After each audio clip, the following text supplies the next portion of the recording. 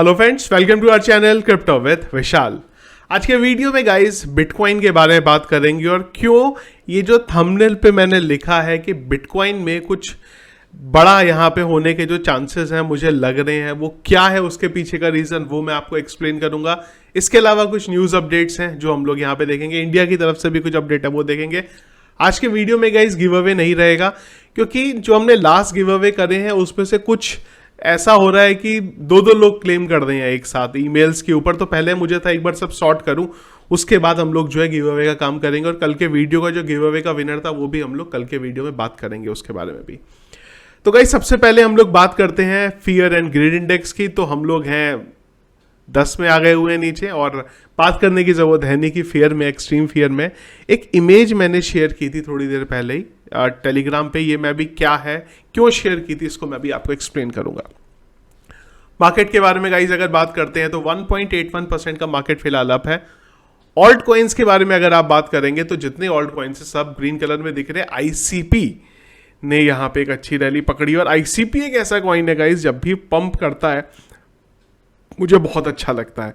मेरे पास बहुत ज़्यादा आईसीपी की होल्डिंग नहीं है लेकिन लोगों ने बहुत हाई प्राइस पे बाय करा हुआ है, इस वजह से थोड़ी भी एक रैली आती है तो एक तो लगता है यार चलो अच्छा जो है आईसीपी फिलहाल यहाँ पे चल रहा है। बिटकॉइन के बारे में गाइस अगर हम लोग बात करते हैं तो बिटकॉइन का करंट प्राइस है 30,400 और एक एरिया है जिसके बीच में आ गया हुआ है फिर से वही हमारा एरिया, और ये अब यहाँ पे काम करेगा रेजिस्टेंस की तरह। अगर आपने देखा हो तो हम लोग जब लास्ट टाइम इससे बाहर निकले थे वो टाइम पे भी 1 2 3 4 5th कैंडल में हम लोग बाहर निकले थे, तो कुछ इसी तरीके का सिनेरियो जो है यहाँ पे भी हमारा बन रहा है।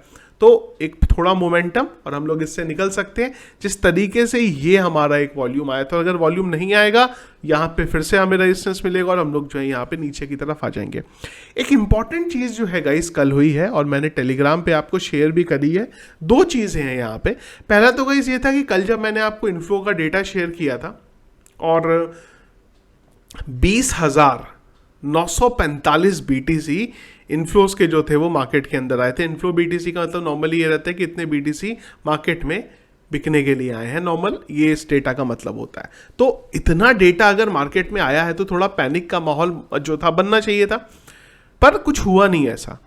अगर मैं वन डे के चार्ट में देखूं तो अगर आप देखेंगे तो मेरी ये ग्रीन कैंडल यहाँ बनी है, ठीक है, यहाँ तक कोई दिक्कत नहीं है। दूसरा गाइस कल एक और नेगेटिव न्यूज़ आई है, मुझे नहीं पता आप लोगों में से कितनों को ये चीज़ पता थी। तो यहाँ पे अगर आप देखेंगे तो न्यूयॉर्क के जो अटॉर्नी जनरल है जेम्स, उन्होंने बोला है कि यार क्रिप्टो करेंसी में जो इन्वेस्टमेंट है वो रिस्की है। एक ऐसा स्टेटमेंट था ये कि स्टेटमेंट के बाद मार्केट में एक पैनिक देखने को मिलना चाहिए था जो नॉर्मली रहता है, पर ऐसा कुछ नहीं हुआ। अब कई लोग बोलेंगे यार मार्केट में पैनिक मचता है तो तुम परेशान होते हो, मार्केट में पैनिक नहीं मचता है तो तुम परेशान होते हो। लेकिन जब इतना पीटीसी मार्केट में आया और एक इस तरीके का स्टेटमेंट आया, उस तरीके का मूवमेंट जो था वो हमें यहाँ पे देखने को नहीं मिला। प्राइस बढ़ा, सेम टू सेम चीज़ मैंने आपको तब भी बोली थी। हाँ, सेम टू सेम चीज़ मैंने आपको तब भी बोली थी जब हमारे कुछ ये वाले कैंडल बने थे। तब भी मैंने आपको बताया था कि जिस हिसाब से मार्केट में डेटा आ रहा है कुछ गड़बड़ लग रहा है, वही हुआ। हम लोग थोड़ा ऊपर गए और उसके बाद धड़ाम करके नीचे हम लोग यहाँ पे गिर गए। तो यहाँ पे भी ना जो ये मोमेंट है मेरे को पर्सनली थोड़ा सा गड़बड़ लग रहा है ये, क्योंकि जो चीज़ें हैं उस हिसाब से मार्केट को नीचे आना चाहिए था।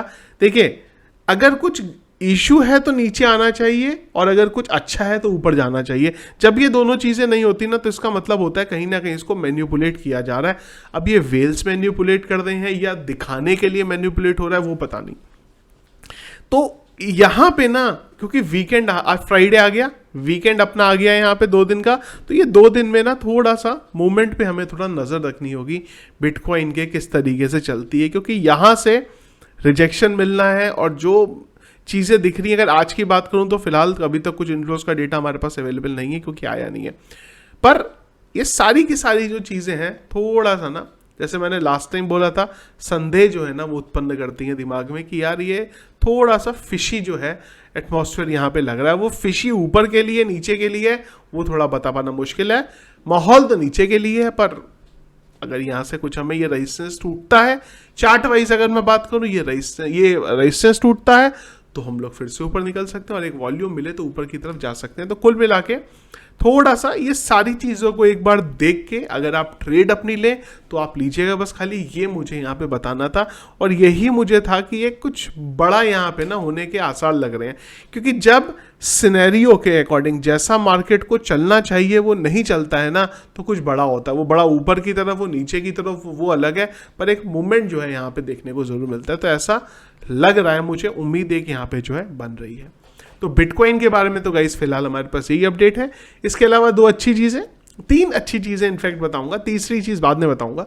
तो पहली चीज़ यहाँ पे कि जो इथीरियम के एटलीस्ट जिन लोगों के पास एक इथीरियम है उनके जो एड्रेसेस हैं वो यहाँ पे काफ़ी बढ़ गए हैं, ऑल टाइम हाई बनाया है। सेम चीज़ बीटीसी के साथ है, एटलीस्ट एक बीटीसी के जो होल्डर्स हैं यहाँ पे उनके एड्रेस ने भी अपना यहाँ पे ऑल टाइम हाई बनाया। मतलब मार्केट नीचे जाने की वजह से लोग बाइंग कर रहे हैं, बाइंग की एक अपॉर्चुनिटी यहाँ पे फायदा उठा रहे हैं।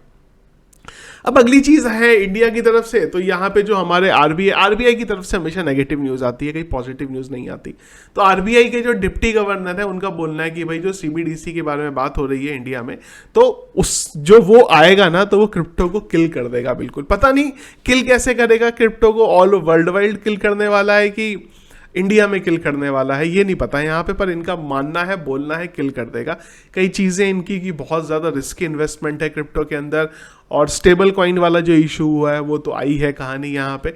तो इन सब चीज़ों को मिला के है, तो ज़्यादा छोटा सा कवर करेंगे, ज़्यादा इसका डिस्कस करके मतलब नहीं है, ज़्यादा फिलहाल के लिए इग्नोर करें मेरे अकॉर्डिंग इसको, ज़्यादा हम लोग इस पे जो है टाइम अपना ना लगाएं।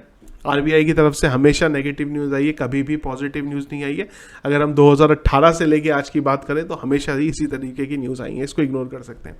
आरबीआई का ये बोलना है, बाइनेंस के सीईओ का कुछ और बोलना है, जो वर्ल्ड में टॉप 10 में आते हैं अमीर लोगों में, उनका बोलना है यार मेरे पास खाली क्रिप्टो है आज की डेट में, और यूएसडीटी भी, डॉलर भी नहीं है मेरे पास कोई, जितना भी डॉलर आता है सब मैं क्रिप्टो में लगा देता हूँ और खाली मेरे पास क्रिप्टो करेंसी है। तो दो अलग अलग थॉट प्रोसेस है यहाँ पे सोचने के बारे में। तो गाइस बिटकॉइन के बारे में आप लोगों को मैंने बता ही दिया है कौन सा इंपॉर्टेंट लेवल है जो फिलहाल के लिए हमें यहाँ पे देखना है। इसके अलावा जो भी अपडेट्स रहेंगे वो मैं आपको टेलीग्राम चैनल पे हमारे देता रहूंगा, और एक बार ये चीज़ भी देख लेते हैं जिसके लिए हम लोग अभी टेलीग्राम पे आए हैं। तो अगर आप देखेंगे ना यहाँ पे किस तरीके से बिटकॉइन का जो मूवमेंट है वो चलता है, आप लोगों को खाली जो बहुत लोग परेशान है मार्केट के बारे में उनको बताने के लिए, देखिए अगर आप ये देखेंगे 11 में अगर मैं बात करता हूं तो $10 प्राइस था बीटीसी का। $10, सोचो $10 ले लिए होते $10 में, 2012 में $5 पहुंच गया। अब सोचो क्या दिमाग में लोगों के आया होगा, यार क्रिप्टो तो पॉन्जी स्कीम है, क्रिप्टो तो फेक है। पर 13 में क्या हुआ, प्राइस ने सीधा जंप किया $122 पे। 14 में क्या हुआ, प्राइस ने फिर पंप किया $646 पे। उसके बाद माहौल थोड़ा सा गड़बड़ हुआ यहाँ पे, ये अगर आप देखेंगे 15 में 225 पे हम लोग पहुंचे, इसके बाद 16 में हम लोग 536 पे पहुंचे, और इसके बाद 17 में बड़ा पंप हमें देखने को मिला, 18 में भी हमें बड़ा पंप देखने को मिला, 19 में भी हमें थोड़ा स्लाइटली मिले, 20 में भी स्लाइटली मिले, और 21 में, 20 के बाद जो 21 आया ना उसने जो था ड्रास्टिकल चेंज कर दिया यहाँ पे। उसके बाद फिर से हम लोग अब नीचे की तरफ आ गए। मतलब देखिए इसी तरीके से चलता है। आप सोचिए जिसने 22 में ये देख यहाँ 22 के बाद सॉरी 13 के बाद हम 14 पहुंचे, जिसने 14 में 646 को देखा हो और उसके बाद 15 में सेल आउट कर दिया हो 225 पे, जिसने ये किया होगा उसने ये नहीं देखा होगा। इवन ये तो चलिए मार्केट डाउन के बारे में देख रहे हैं क्योंकि एक स्पेसिफिक डेट का प्राइस दिख रहा है, इसको तो आप छोड़िए, ऑल टाइम हाई नहीं देखा होगा $69,000 और कहाँ 225। मतलब आपको ये बताना चाह रहा हूँ कि चार्ट है, इसी तरीके से मार्केट चलता है। आपका कुछ साल नीचे निकल रहे हैं, कुछ अप में निकल रहे हैं, पर अगर आप लॉन्ग रन पे देखिएगा, लॉन्ग रन पे अगर ये पूरे के पूरे डेटा को भी आप देखो, कोई भी ऐसा जना नहीं होगा जो आज की डेट में नुकसान में होगा। अगर मैं लॉन्ग रन पे देखता हूं तो क्या $10 वाले को आज नुकसान होगा, 5 वाले को होगा, 122 वाले को होगा, 646 को होगा। कुल मिला के समझाने का मतलब यह है कि लॉन्ग रन पे आपको कोई यहाँ पे नुकसान नहीं होगा। शॉर्ट टर्म पे हो सकता है, भाई 10 वाले को हाफ हो गया, यहाँ पे तो 1/3 हो गया। अगर मैं 14 15 के बारे में बात करता हूँ तो इवन मैं 21 और 22 के बारे में बात करूँ तो भी आपको नुकसान है। शॉर्ट टर्म पे नुकसान है, लॉन्ग रन पे आपको नहीं होगा। यही खाली ये चीज़ दिखाने के और समझाने के पीछे का मोटिव था मेरा। तो फिलहाल गाइस ये था हमारा आज का वीडियो। इसके अलावा जो भी अपडेट्स रहेंगे वो हम लोग टेलीग्राम चैनल पर डिस्कस करते रहेंगे। ज़्यादा कुछ और इंपॉर्टेंट चीज़ें नहीं थी, इसलिए शॉर्ट में जो है वीडियो हम आज का यहाँ पे खत्म कर रहे हैं। वीडियो फ्रेंड्स अगर आपको पसंद आए इसको लाइक और शेयर जरूर कीजिएगा। चैनल में अगर आप नए हैं, फर्स्ट टाइम मेरा वीडियो देखने हैं, ज़रूर चैनल को सब्सक्राइब कर लीजिएगा। Thank you friends.